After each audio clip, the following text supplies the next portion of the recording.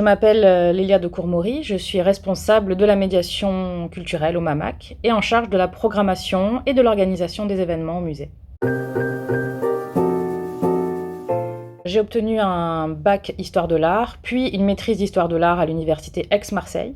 J'ai été ensuite assistante de direction dans une galerie privée et atelier d'encadrement. Je suis au MAMAC, au service de la médiation culturelle, depuis maintenant 10 ans.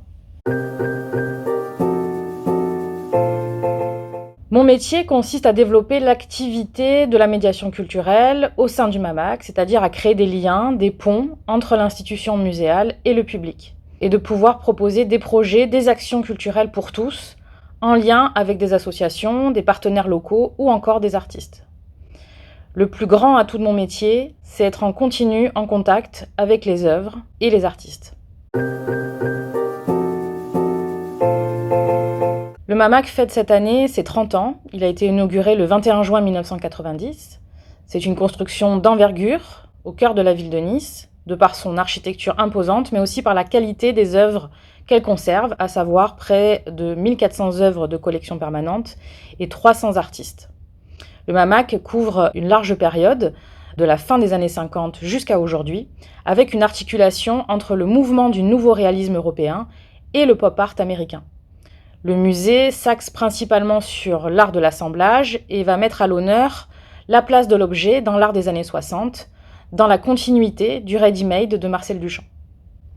Le musée inscrit 2 figures majeures de l'art du XXe siècle, Niki de Saint-Phalle, qui fait don d'une grande partie de ses œuvres en 2001 à la ville de Nice, et Yves Klein, artiste niçois, dont la salle unique en Europe qui lui est dédiée au sein du musée est constituée en majeure partie de dépôts des archives Klein.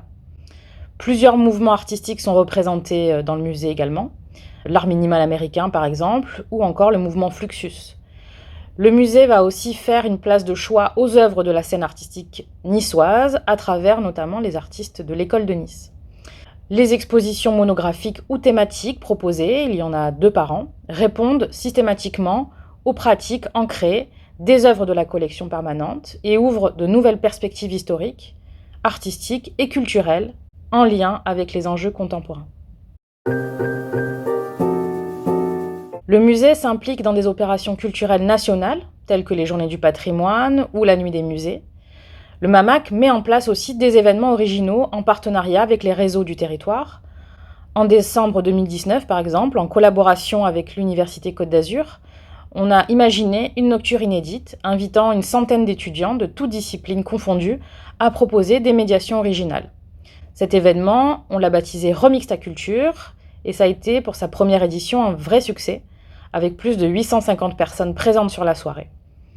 Et le 11 décembre prochain, nous récidiverons avec un Remix ta culture 2, toujours en partenariat avec l'Université Côte d'Azur, mais aussi avec des acteurs locaux comme l'association Panda Events, ou bien encore l'association étudiante Phase 06. J'ai choisi La Dauphine de César, qui est une pièce unique de la série des Compressions de César. César est un artiste membre du nouveau réalisme.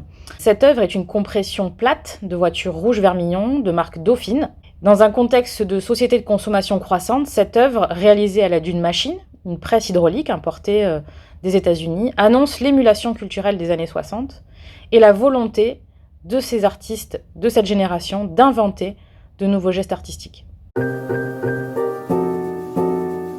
Toujours dans une optique d'ouverture du musée, l'intérêt de Mars au musée est de pouvoir accompagner les étudiants, peut-être médiateurs de demain, à s'approprier les œuvres du musée en proposant leur propre regard sur les collections ou les expositions temporaires.